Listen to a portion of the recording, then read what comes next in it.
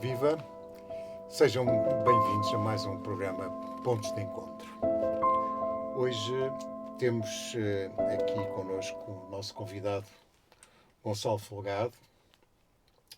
Eu vou ler um bocado os dados que aqui tenho sobre o Gonçalo. É arquiteto, é professor de Geometria e Desenho assistido por computador, é mestre em Arquitetura e Planeamento Urbano e Territorial pela Faculdade de Arquitetura da Universidade de Lisboa. Está a fazer o seu doutoramento no programa de doutoramento em Arquitetura da Universidade de Arquitetura de Lisboa. Autónoma. Eu percebi. É UAL. Universidade Autónoma de Lisboa. Universidade Autónoma. Sim, claro. Erro meu. Mas não tinha piada se não fosse de outra forma. Portanto... Co-fundador e presidente da Approach, da Locals Approach, organização dedicada ao urbanismo de proximidade e processos participativos em transformação territorial. Co-fundador e presidente adjunto da Associação Amigos do Bairro 2 de Maio e co-fundador e vice-presidente da rede DLBC. A rede DLBC é a Rede de Desenvolvimento Local de Base Comunitária. É, exatamente. E hoje vamos falar exatamente de desenvolvimento comunitário e inovação social. Vamos a isso. Gonçalo, a tua trajetória profissional é marcada por uma forte ligação exatamente à arquitetura, ao urbanismo, ao desenvolvimento comunitário. Como é que estas áreas se interligam de acordo com a tua visão? Bem, então, assim... Antes de irmos à interligação, importa perceber o contexto em que tudo isto aconteceu.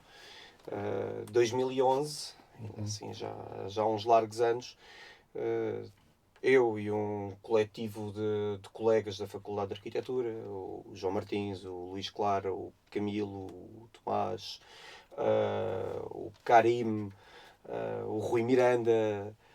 e devo-me estar a esquecer de alguém, porque éramos mais do que as mães, estávamos efetivamente inquietos. Inquietos porque tínhamos todos os dias um conjunto de lições sobre coesão territorial, como é que a coesão socioespacial pode contribuir para a melhoria dos territórios. Portanto, andávamos a estudar teorias de urbanismo a torto e a direito, e percebíamos que no sítio em que estávamos a estudar, portanto, no polo universitário da Ajuda... Exato, com o bairro 2 de Maio mesmo ao lado. Mesmo, exato. Portanto, percebíamos que tudo aquilo que andávamos na teoria a estudar não era aplicado na prática e decidimos, bora lá fazer qualquer coisa relativamente a isto. Bora colocar o nosso skill set ao serviço da comunidade e ao nosso serviço também. Claro. Porque também queríamos ensaiar as nossas... Enfim, acaba aqui as nossas competências e começámos neste movimento pendular entre o bairro e a faculdade. E isto foi determinante para que, por um lado, percebêssemos... Isto é em 2011. Em 2011. Claro. E isto foi fundamental porque aprendemos logo duas lições gigantescas. A primeira é que o diagnóstico também é uma forma de intervir, que é algo que às vezes nos esquecemos. Claro. Aliás, se não houver bom diagnóstico, a operação que vem a seguir não vai surtir os efeitos que estamos à espera no território. E mesmo quando o diagnóstico é bom, a operação também nunca surte os efeitos que...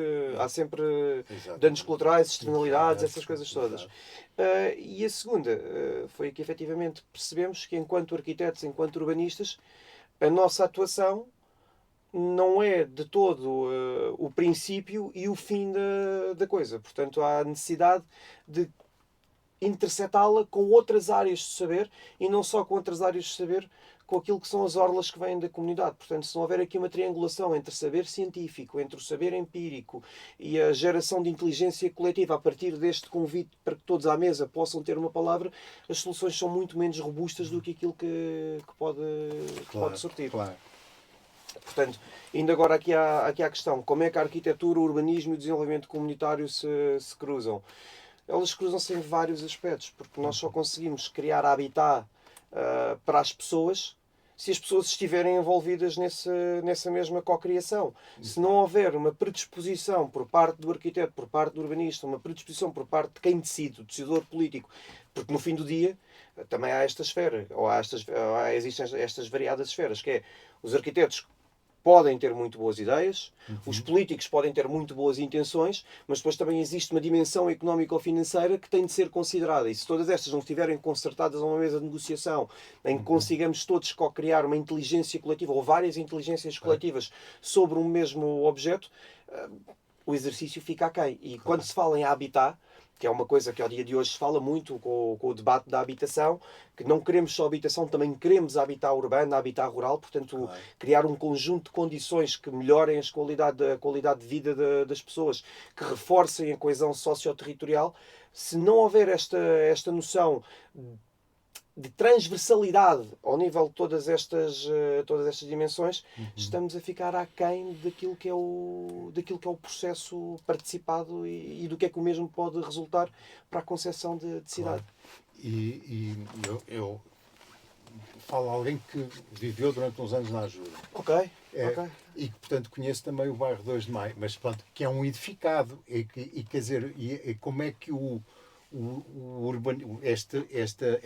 esta inovação social funciona, como é que hipóteses, que armas e que competências é que vai desenvolver face a uma situação que já lá está, como é que é com as pessoas, como é que as coisas funcionam a esse nível? Bem, há uns anos atrás, quando nos faziam estas perguntas, ou quando me faziam esta pergunta, era sempre jogar era como se fosse um jogo de póquer. Havia um bluff. Porque nós tínhamos uma ideia de como é que a coisa iria funcionar. Ao dia de hoje é quase fazer um exercício de historiografia. Porque como é que isto tudo acontece? O primeiro movimento que nós fizemos foi, efetivamente, ir ao bairro e perguntar se as pessoas estavam disponíveis para que houvesse um conjunto de jovens arquitetos a entrar no território e para articular aqui um conjunto de soluções. Fomos bem aceitos. Apesar da desconfiança inicial que existia, porque estamos a falar de um... Para quem não conhece, o bairro 2 de Maio é um bairro de ocupação, portanto foi um bairro que foi ocupado logo a seguir à Revolução de Abril, em que as pessoas que moravam ali à volta, com tanto apelo para paz, pão, saúde, habitação, ouviram esta última parte da habitação e ocuparam as casas, que eram casas que estavam destinadas para os funcionários do antigo regime. E quando se fala do antigo regime, não eram só os PIDs também, mas funcionários da Carris, da GNR, portanto, funcionários do aparelho de Estado. E estas pessoas tomaram estas casas. E durante os 40 anos, até à nossa intervenção em 2013, pouco se fez no território. Claro. Houve coisas que o bairro se sentia um pouco esquecido. Portanto, havia sim este sentimento de esquecimento e com isso também alguma desconfiança. Mas água mole em pedra dura, tanto bate até que fura, que a malta realmente, então bora lá, vamos lá experimentar o que é que isto pode dar. E ativámos as nossas pontes na Faculdade de Arquitetura, através da professora Isabel Raposo, que nos lançou, ou seja, que nos relançou o desafio e diz assim, ok, vamos fazer alguma coisa, mas vocês vêm aqui a uma turma a apresentar o que é que querem fazer, que é para haver aqui em primeiro lugar, para que eles, alunos, possam decidir se querem ou não, e a decidirem também saberem o que é que podem vir a fazer. Isso obrigou-nos a nós a fazer um trabalho de sistematização das nossas ideias e fomos a esta aula da professora Isabel, apresentar aquilo que seria o caso que veio a ser desenvolvido.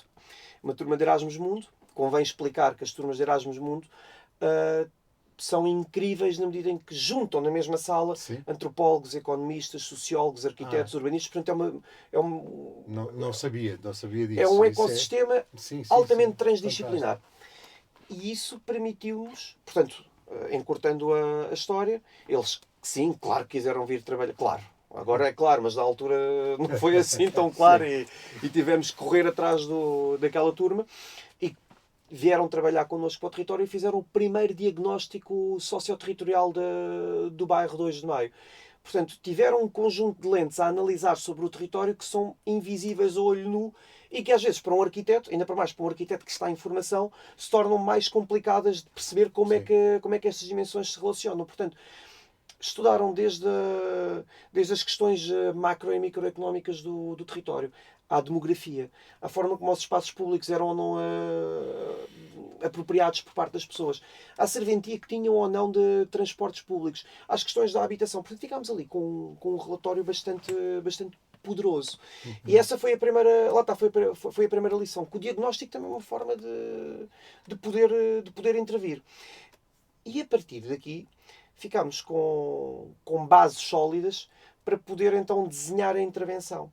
Fizemos um plano de ação com os moradores, portanto, convergindo à mesma mesa as entidades, Câmara Municipal, Junta de Freguesia, Associação de Moradores, Associação de Entidades Sociais na altura, o nosso coletivo informal, porque embora fôssemos alunos, queríamos ter uma presença à mesa, não como alunos, mas como atores locais, porque enquanto universitários não queríamos que a coisa ficasse ali a marinar se aquilo era um trabalho. Não é um trabalho académico. Parte da academia, parte de alunos, mas não havia interesse académico da nossa parte é para podermos manter alguma posição de idoneidade e de independência face ao processo. Exatamente. E também de autonomia, porque é fundamental. E a partir daí desenhámos um plano de ação. Desse plano de ação conseguimos readaptá-lo para uma candidatura ao programa BIPZIP da Câmara Municipal de Lisboa. Para quem não conhece, BIPZIP significa Bairros de Intervenção Prioritária e Zonas de Intervenção Prioritária. E é um programa incrível que a Câmara de Lisboa tem, desde 2011 ao presente momento, e que apela efetivamente à auto-organização dos territórios para resolverem problemas em coletivo com os moradores, ou então para poderem também capitalizar uma oportunidade. Podes dar-nos agora assim, só uns breves exemplos de coisas que aconteceram. Requalificação de uma infraestrutura comunitária que é a Casa para Todos, que ao dia de hoje está em funcionamento. Reabilitação de um espaço público rótula entre o bairro 2 de Maio e o Alto da Ajuda, que foi feita em parceria com os moradores, com a comunidade académica e com grupos de estudantes. O plano das hortas comunitárias, um pequeno parque urbano, um pequeno parque hortícola nas traseiras da Armando Lucena. Mas mais do que tudo isto, mais do que estas intervenções físicas, ao dia de hoje temos uma associação que opera no bairro 2 de Maio, que se eu lhe disser que todos os problemas do bairro estão resolvidos, estaria aqui num exercício de hipocrisia, de demagogia e de mentira. Não é verdade que estejam resolvidos, mas a Associação Amigos do B2M é uma associação que nasce por via de todo este trabalho que foi feito ao montante e que consegue convergir em si pessoas dentro do território com outras pessoas de fora do território. E ao dia de hoje, portanto, neste preciso momento, a porta da Casa para Todos está aberta e está a fazer um serviço cívico incrível para crianças que neste momento devem estar a ter acompanhamento ao estudo, teatro, dança, e antes disso já devem ter voltado as nossas séniores a tomar o seu chazinho nos seus lanches, que é muito importante para que saiam de casa e que se cruzem estas gerações. Portanto, há todo um histórico gigantesco de quase 10 anos de trabalho, mais de 10 anos de trabalho no território, em que se conseguiu a adesão dos residentes locais e completamente fantástico. Portanto, voltando agora à inovação social, de que forma é que a inovação pode impulsionar o desenvolvimento comunitário e quais são as tendências que estão mais neste momento emergentes atualmente? Então, eu não acredito que exista desenvolvimento comunitário sem haver inovação social. Porquê? Basta olhar para aquilo que é o paradigma da nossa sociedade. Portanto, é preciso ser-se muito criativo para juntar-se um conjunto de pessoas com contratos sociais que são diferentes. Às vezes nem é preciso irmos às questões étnicas, até mesmo entre pessoas de uma mesma etnia, de famílias diferentes, existem contratos sociais diferentes. Portanto, tem que haver aqui alguma criatividade na forma como se juntam as pessoas, como se mobilizam, mas mais de tudo como é que se criam consensos. Portanto, a inovação social está aí, em repensar o formato de como as pessoas se encontram, de como trabalham entre si e de como é que se geram pequenos impactos. Porque tudo isto tem que ver com pequenos impactos. Aliás, Pois eu ia te pedir que falasses aí nessa área especificamente para vermos isso em pormenor. Mais. portanto, é muito. É muito engraçado estar a fazer esta pergunta porque a Locals, os amigos, mas sobretudo a Locals, nós temos uma forma de atuar que é muito baseada na informalidade. E às vezes as pessoas tendem a confundir informalidade com desorganização. E é errado. Porque a informalidade permite-me ter um trato mais próximo com quem está comigo e isso retira logo um conjunto de camadas que podem ser obstrutoras ao pensamento coletivo por uma questão muito simples. Porque quando estamos numa sala com mais pessoas e quando não nos conhecemos tão bem ou estamos a falar de um tema que não nos é tão familiar, as pessoas querem ser a sua melhor versão.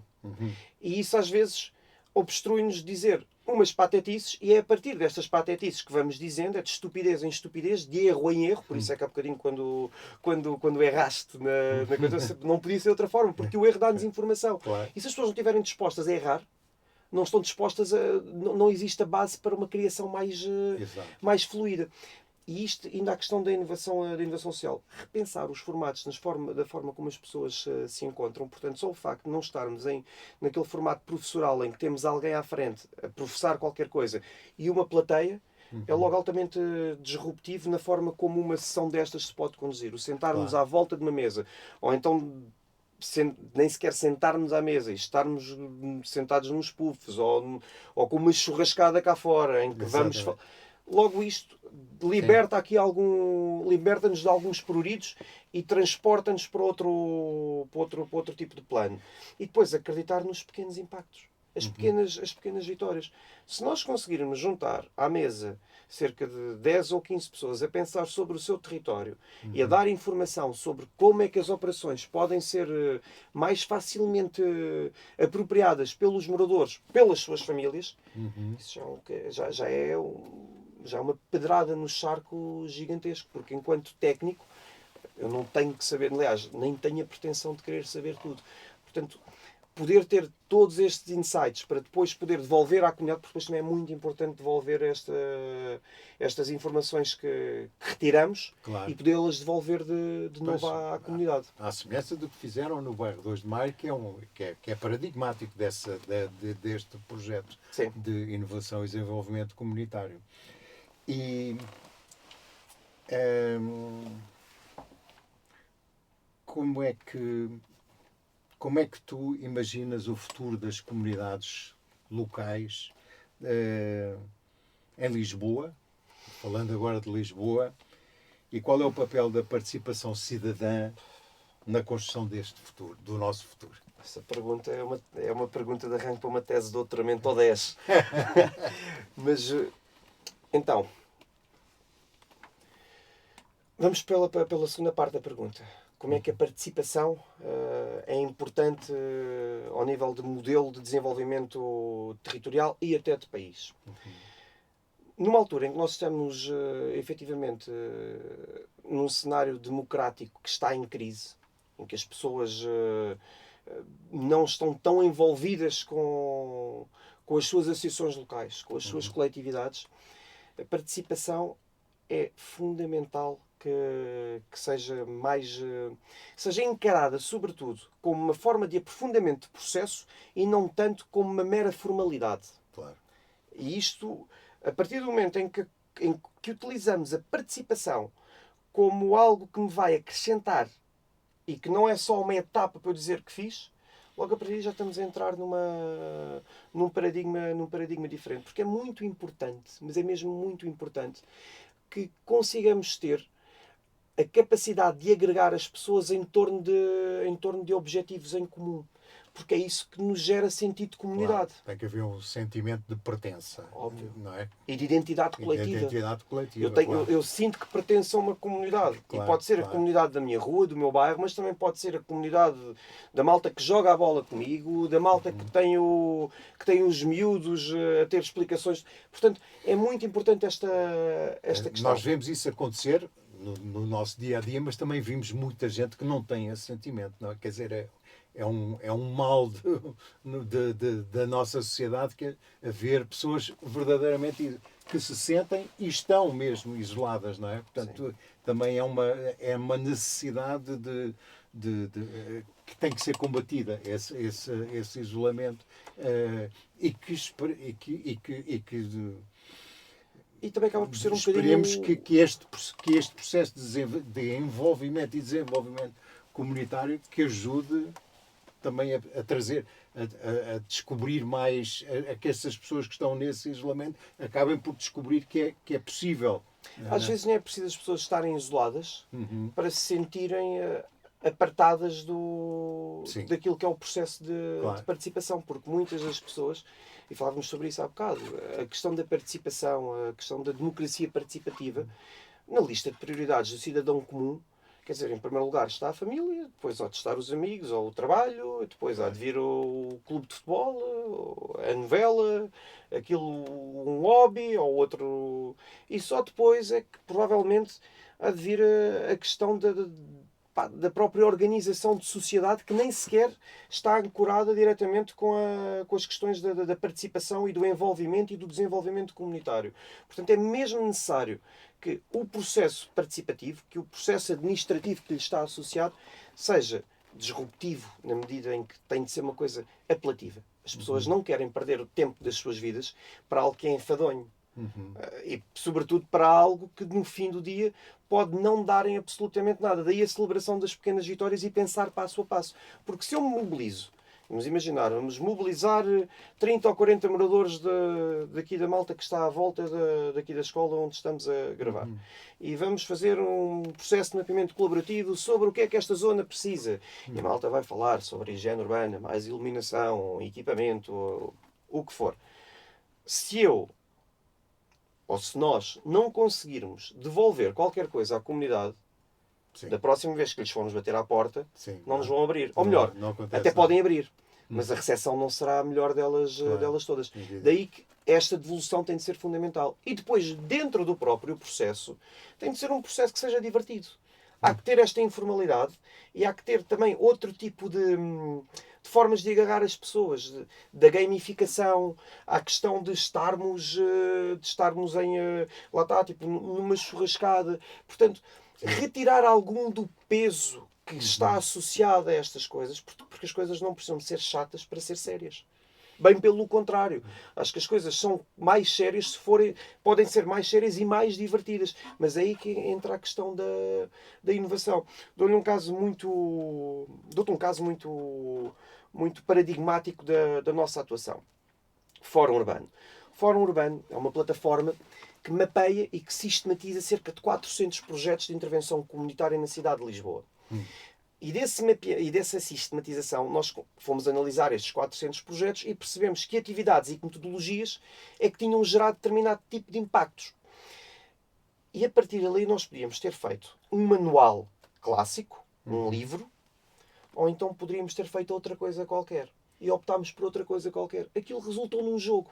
Num jogo de cartas que eu coloco à mesa técnicos, não técnicos, académicos, políticos, empresários, moradores, cegos e surdos, porque fizemos agora uma adaptação do jogo para a língua gestual portuguesa e para Braille, e que a partir daquilo que é pretensamente um jogo, acaba por haver ali um fito de co-criação de projetos de intervenção comunitária e outros para a resolução de problemas. E a partir daquilo que é uma dinâmica de jogo, as pessoas estão a trabalhar diretamente para a melhoria da qualidade de vida dos seus territórios, a partir de um jogo. Portanto, temos mesmo que encontrar outras formas de fazer as pessoas participarem e de as agarrar para que a participação seja uma coisa útil. Acho que todos temos essa percepção de que a participação é algo que é útil e é fundamental num Estado de Direito, mas tem que ser divertida. Claro. Porque se não for divertida, não agarra. Se não agarrar, não mobiliza. Se não mobiliza, torna-se incipiente. Porque participação sem participantes, quer dizer, é... Exato. E hoje também, há bocado, também estávamos a falar do problema da comunicação de todo este processo. é outro problema que também que há uma grande falta, uma escassez de capacidade de comunicar todo um trabalho que tem estado a ser desenvolvido nas comunidades e que a maior parte das pessoas nem fazem ideia do que é que está a passar. Eu acredito que muito do afastamento que o cidadão tem face àquilo que é a democracia em si, Sim. parte de um desconhecimento das incríveis iniciativas que o setor associativo, que o terceiro setor todos os dias desenvolve.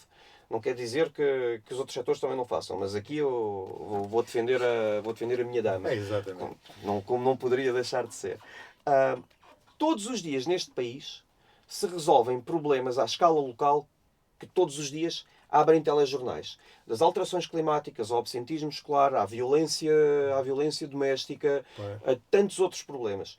E todos os dias existem projetos e organizações que estão no terreno a reinventar a forma como eles são resolvidos. O grande problema subsiste aqui em dois aspectos. Primeiro, quem é líder associativo sabe que és presidente de uma associação e tão depressa estás a reunir com presidentes de Câmara, com ministros e com figuras de alta orla, como no momento a seguir estás de vassoura e estás a varrer o chão da tua sede ou estás a fazer um outro trabalho qualquer que se calhar à partida não tem assim tanto glamour para quem está à espera de grandes coisas. Portanto, o que é que eu quero dizer com isto? É que as organizações estão altamente pressionadas, são altamente tensionadas a fazerem tudo e mais um par de botas, a fazerem 30 omeletes com uma escassez de ovos que é incrível. E acho que só por só pela capacidade de o setor continuar a operar e às vezes superar-se a si mesmo num cenário de escassez de recursos, só por isso já é altamente inovador, porque é obrigado a ser inovador. Claro. Mas isto traz-nos um outro problema.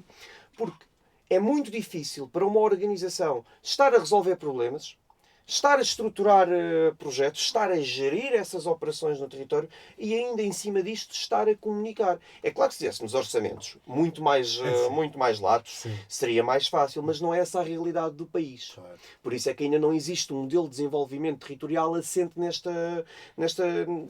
nesta forma de se trabalhar, de se fazer país, de se fazer cidade. Portanto, Claro. a cidade faz-se um país, de região a região faz-se um país.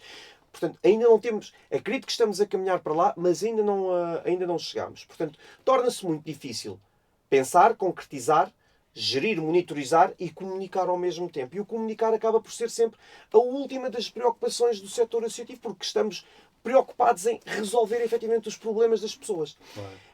Agora, é fundamental a comunicação e por isso é que projetos como este em que hoje nós aqui estamos, e agradeço também o convite para estar aqui, porque acho que estas iniciativas são altamente estruturantes e são estruturais para que o próprio tecido associativo consiga libertar-se desta carga que tem para comunicar, e projetos como o vosso deveriam ser muito mais disseminados, deveriam ter muito mais suporte para chegar a muitas mais organizações, para poderem continuar a mostrar e evidenciar o trabalho que se faz todos os dias.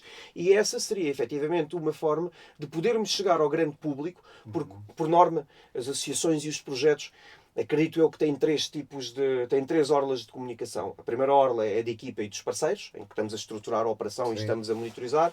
A segunda é diretamente com as pessoas com quem estamos a trabalhar.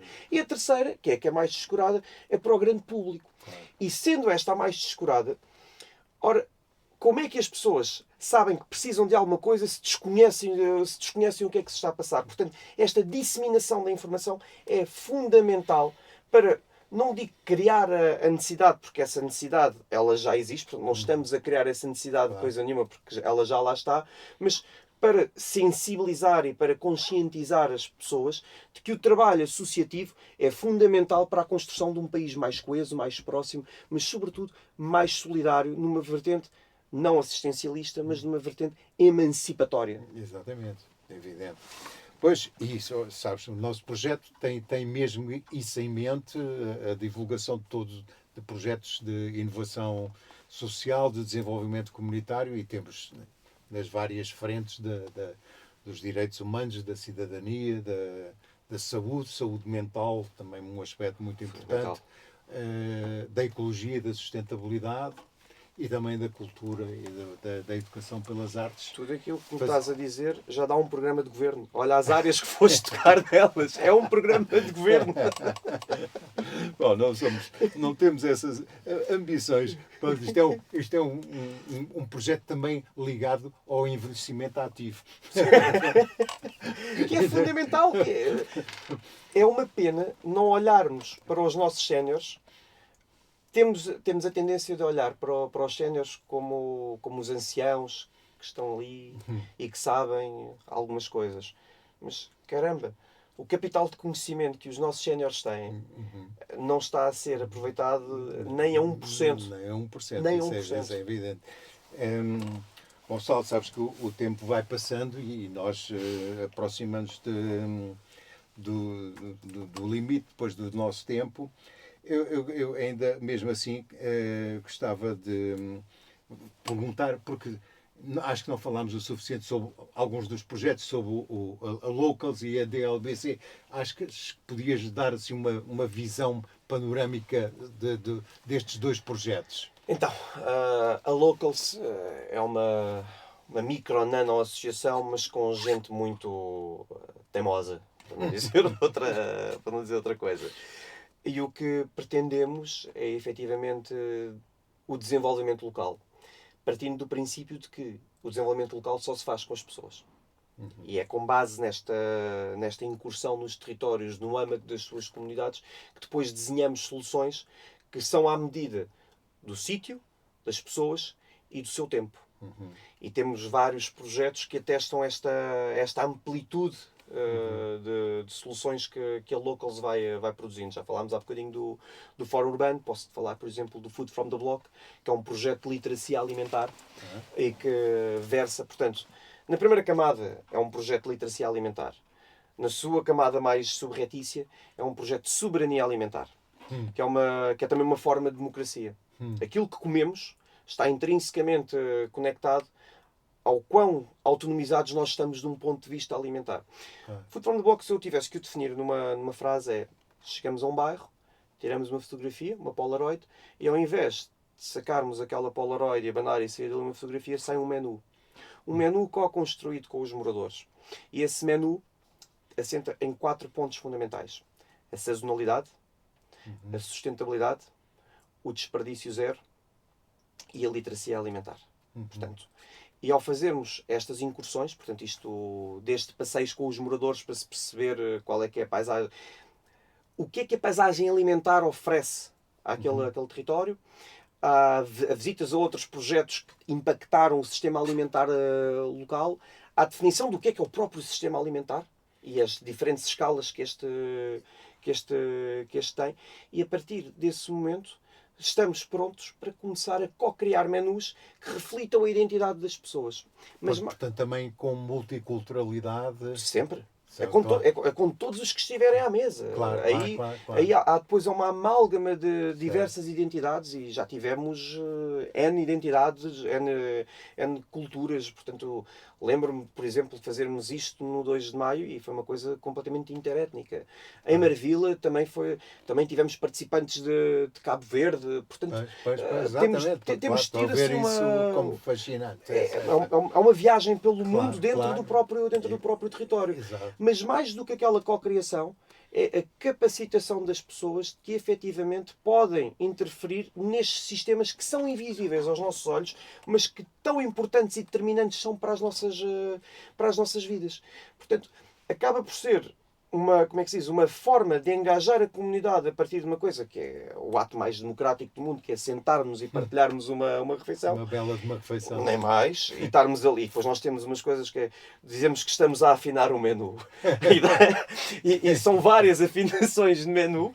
Sim, de facto, temos que apurar os sabores, mas mais do que apurar os sabores, é fortalecer os laços que unem aquelas pessoas que estão ali à volta, ao mesmo tempo que estas pessoas vão tomando consciência sobre estas coisas e vão ali se debatendo temas que têm que ver com a soberania alimentar, com as questões da acessibilidade em espaço público, com as questões da economia, com as questões da sociologia. Portanto, como é que tudo isto gera cidade e gera comunidade?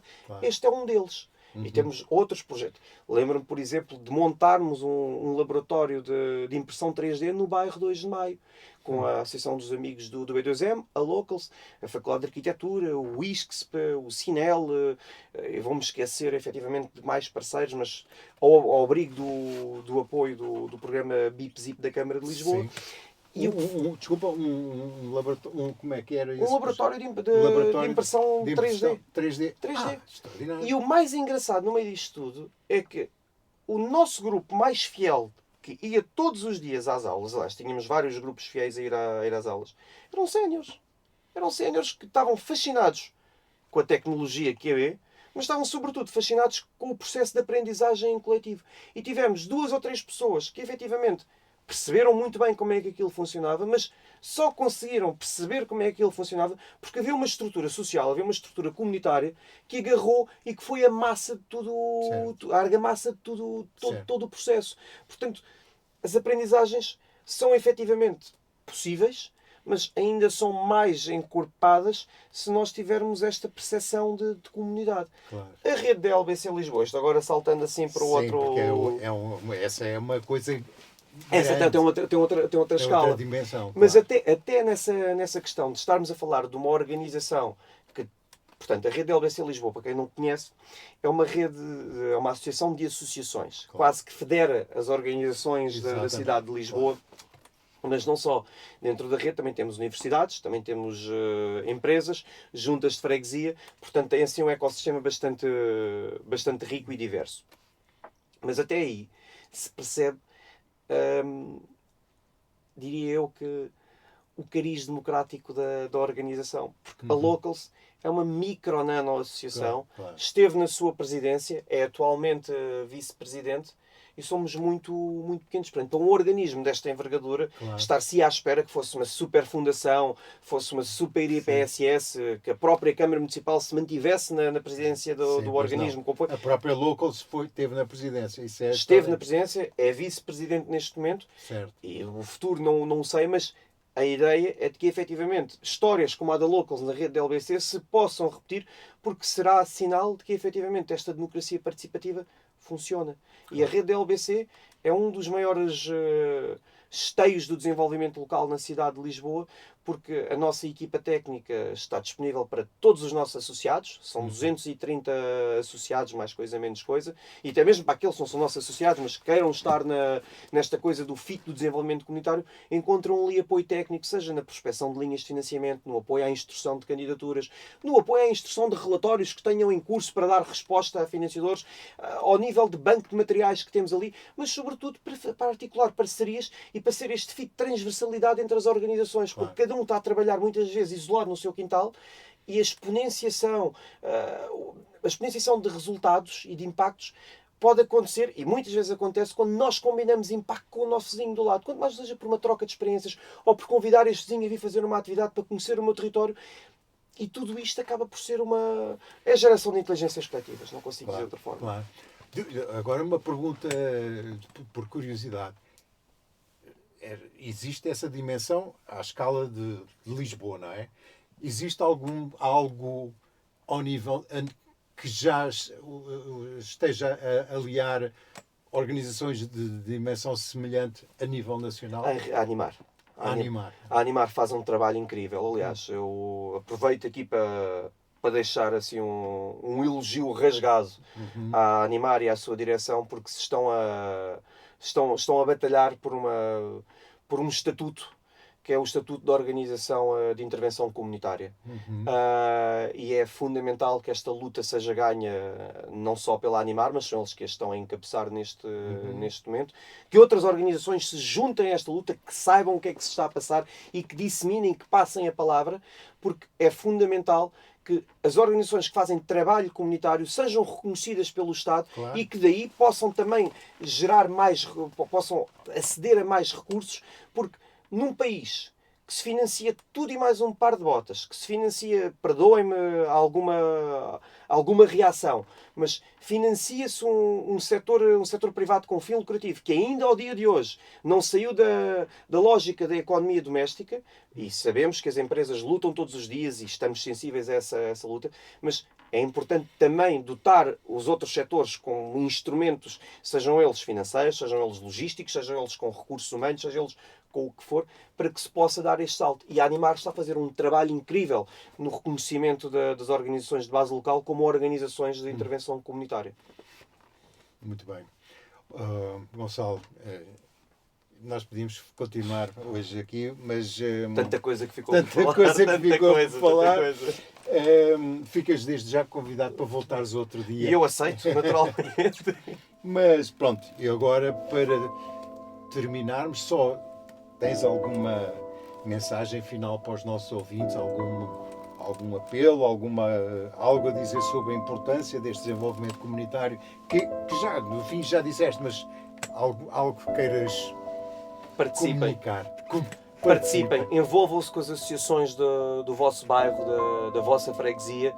Participem, vão à procura destas organizações, porque certamente que não vos vão fechar a porta e que vocês todos serão determinantes na construção de melhores cidades e de melhores territórios e, como consequência, de melhores comunidades. Muito obrigado, Gonçalo. Obrigado. Pronto, e nós despedimos-nos aqui de quem nos está a ver e ouvir.